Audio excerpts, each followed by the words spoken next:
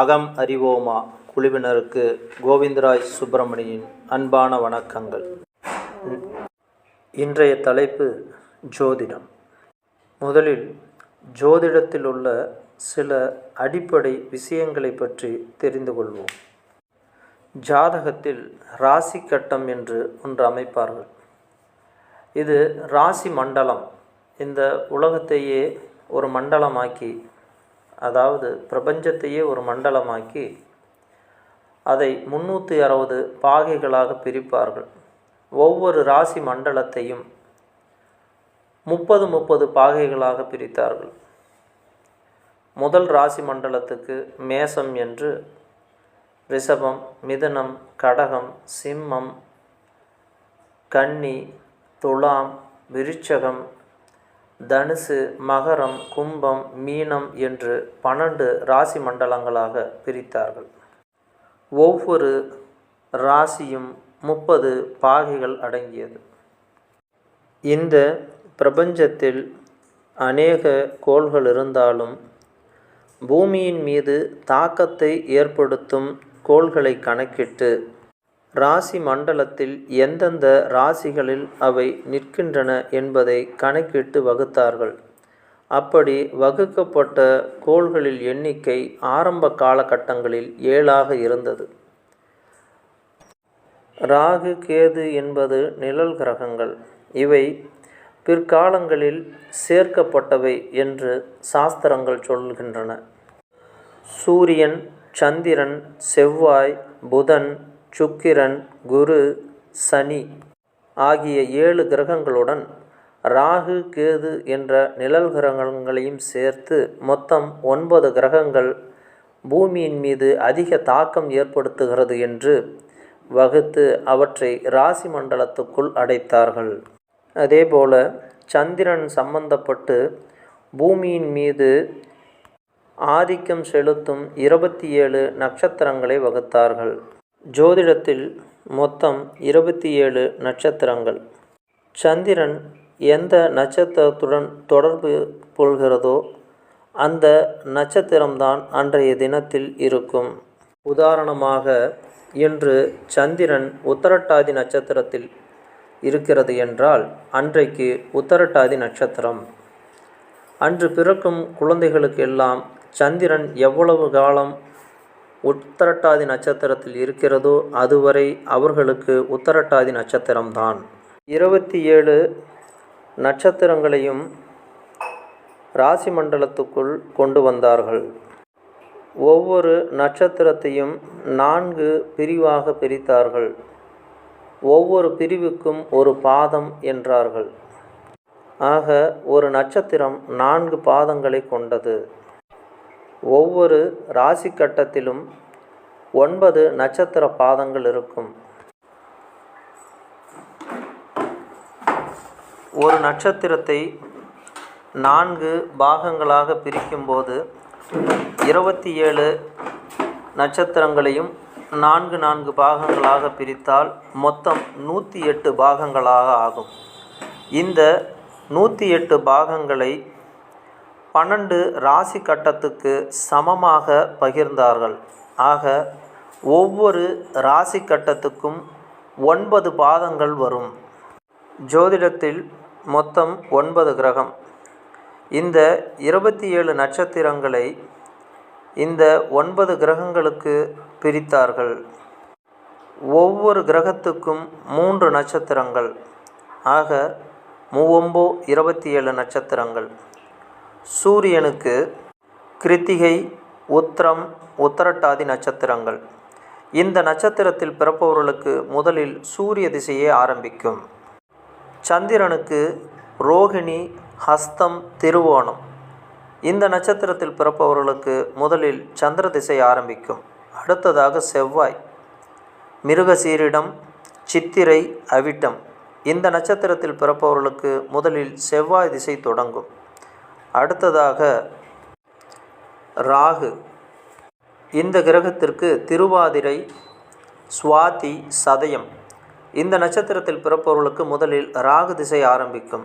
அடுத்ததாக குரு. குருவுக்கு புனர்பூசம், விசாகம், பூரட்டாதி. இந்த 3 நட்சத்திரங்களில் பிறப்பவர்களுக்கு முதலில் குரு திசை ஆரம்பிக்கும். அதுக்கு அடுத்ததாக சனி. பூசம், அனுஷம், உத்திரட்டாதி. இந்த நட்சத்திரத்தில் பிறப்பவர்களுக்கு முதலில் சனி திசை தான் ஆரம்பிக்கும்.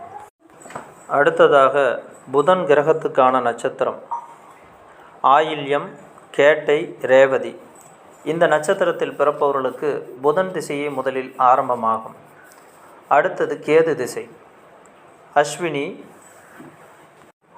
மகம், மூலம். இந்த 3 நட்சத்திரத்தில் பிறப்பவர்களுக்கு முதலில் கேது திசை ஆரம்பமாகும். அடுத்ததாக சுக்கிரன்.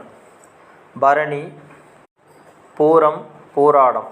இந்த நட்சத்திரத்தில் பிறப்பவர்களுக்கு முதலில் சுக்கிர திசை ஆரம்பமாகும். ஒவ்வொரு ராசியிலும் 9 பாதங்கள் வரும் என்பதால் சில நட்சத்திரங்கள் முழுமையாகவும், சில நட்சத்திரங்கள் அரை பங்காகவும், சில நட்சத்திரங்கள் கால் பங்காகவும் வரும்.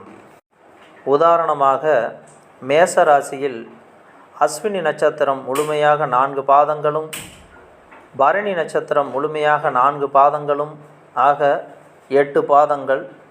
9வது பாதமாக கிருத்திகை நட்சத்திரத்தின் 1 பாதம் மட்டும் இருக்கும். மற்ற 3 பாதங்கள் ரிஷபராசியில் வரும்.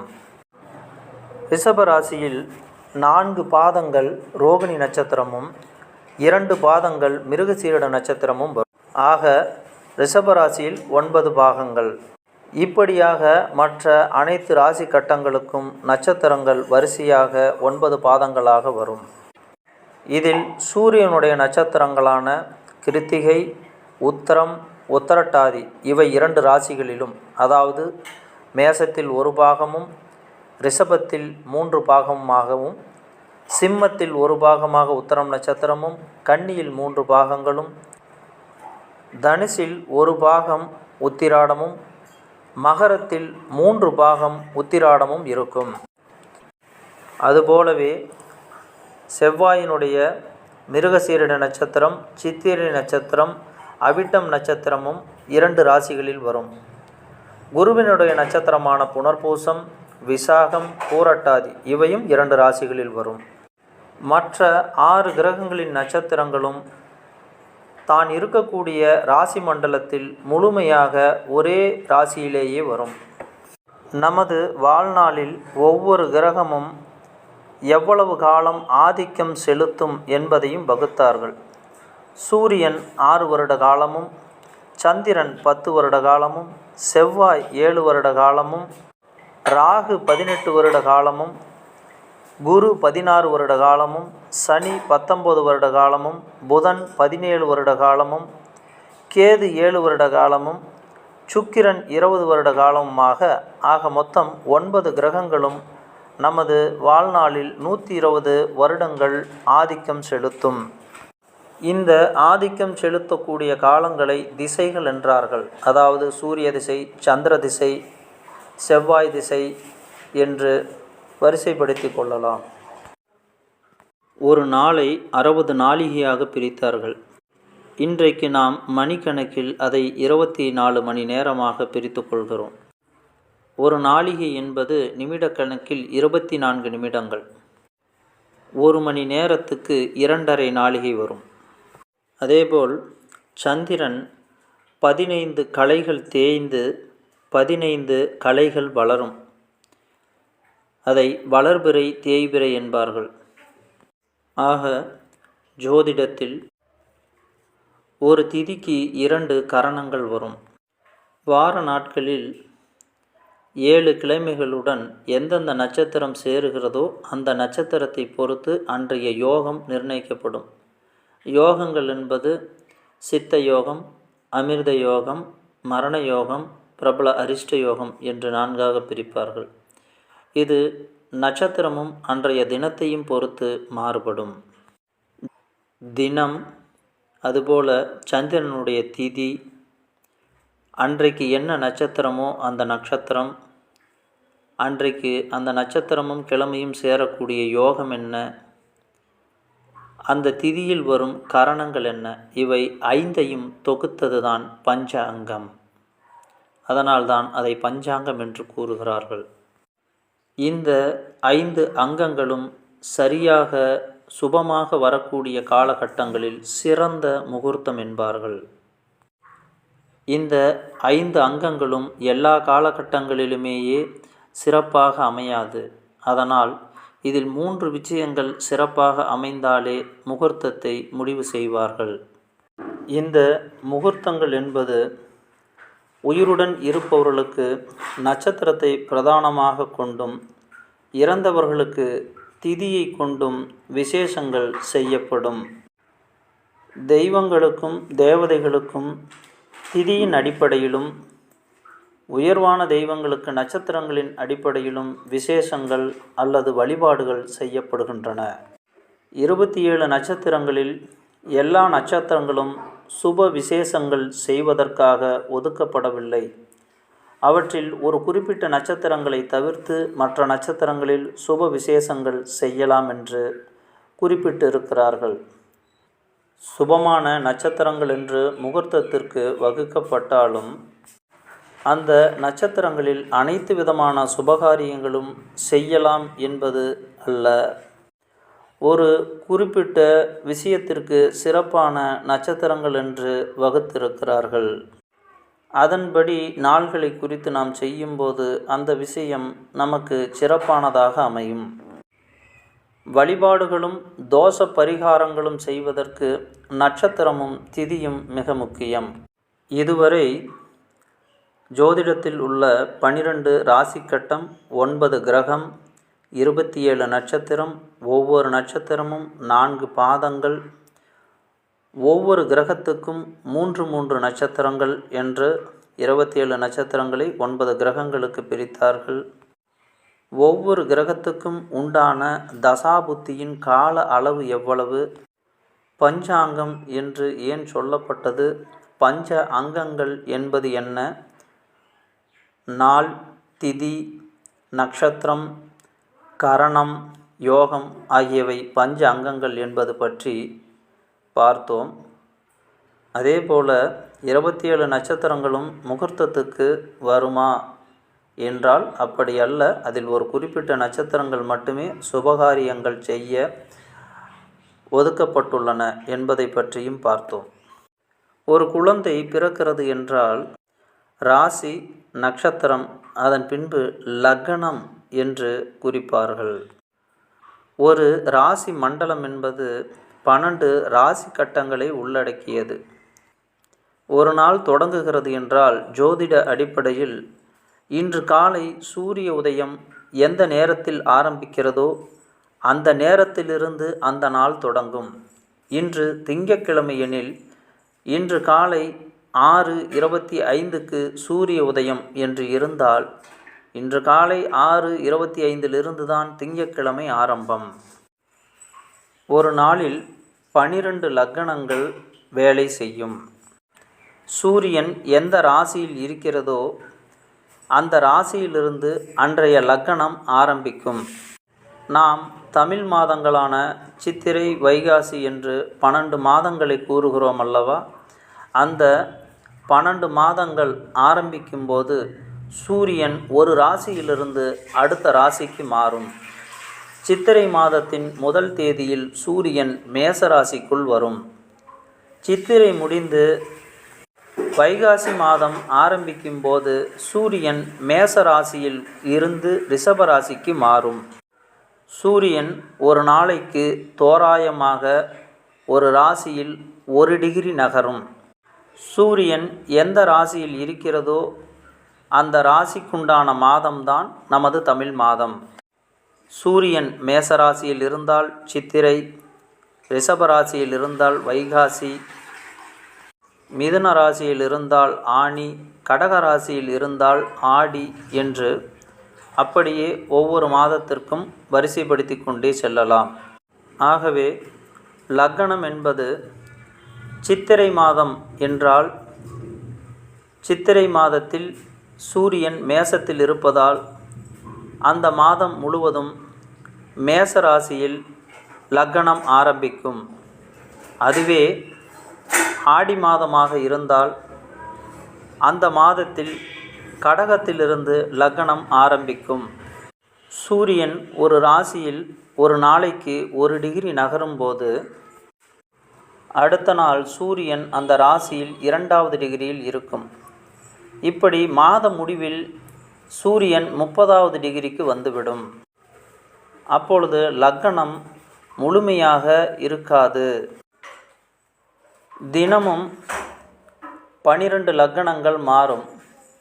ஒவ்வொரு ராசிக்கும் ஒரு நாளைக்கு குறிப்பிட்ட காலங்களில் லக்னம் மாறும் என்று இருக்கிறது.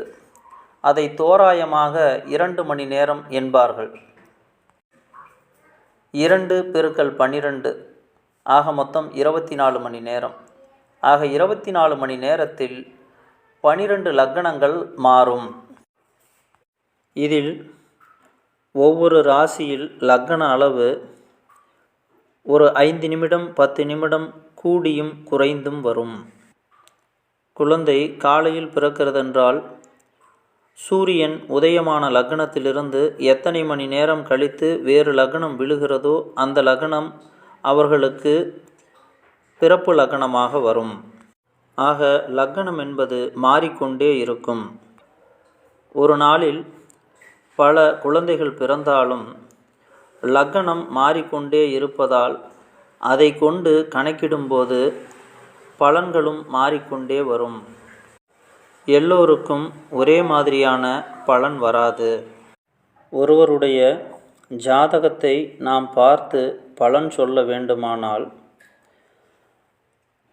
ராசிக்கட்டம், அதில் 9 கிரகங்கள், எந்த லக்னத்தில் குழந்தை பிறந்திருக்கிறது, பிறப்பு நட்சத்திரம் என்ன, பிறப்பு திசை என்ன, தற்போது நடக்கக்கூடிய திசை என்ன என்பதை கொண்டு பலன்கள் சொல்லப்படுகின்றன.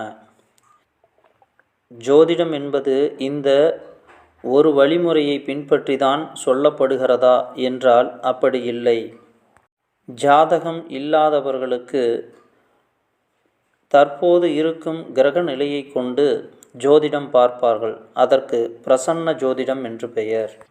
ஜோதிடத்தில் பல பிரிவுகள் உண்டு. நாடி ஜோதிடம், ஜாமக்கோல் ஜோதிடம், ஆருடம், பிரசன்னம், ஹோரா ஜோதிடம், பஞ்சபட்சி சாஸ்திரம், கைரேகை ஜோதிடம், வெற்றிலை ஜோதிடம், சோழி பிரசன்னம், எண் ஜோதிடம் என்று பல பிரிவுகள் உண்டு. இவற்றையெல்லாம் கொண்டு நாம் பலன் கூற முடியும். எல்லோருக்கும் ஒரே ஜோதிட முறைதான் ஒத்து வரும் என்பதில்லை. மேற்சொன்ன பிரிவுகளில் இதில் சொல்லப்படாத பிரிவுகளிலும் சிலருக்கு பலன்கள் ஒத்து வரலாம். ஜோதிடத்தை பற்றி தெரியாதவர்களும் எளிதாக புரிந்து கொள்ள வேண்டுமென்று ஜோதிடத்தை பற்றின அடிப்படை பகுதிகளை ஓரளவிற்கு விளக்கமாக சொல்லியிருக்கிறேன். இதன் அடுத்த பதிவில் ஜோதிடத்தால் என்ன பயன், அவற்றை எவ்வாறு நாம் பயன்படுத்தினால் நமக்கு நன்மைகளும் முன்னேற்றமும் ஏற்படும் என்பதை பற்றி பார்ப்போம். நான் உங்கள் கோவிந்தராஜ் சுப்பிரமணி. நன்றி, வணக்கம். மீண்டும் அடுத்த பதிவில் வாய்ப்பிருந்தால் சந்திப்போம்.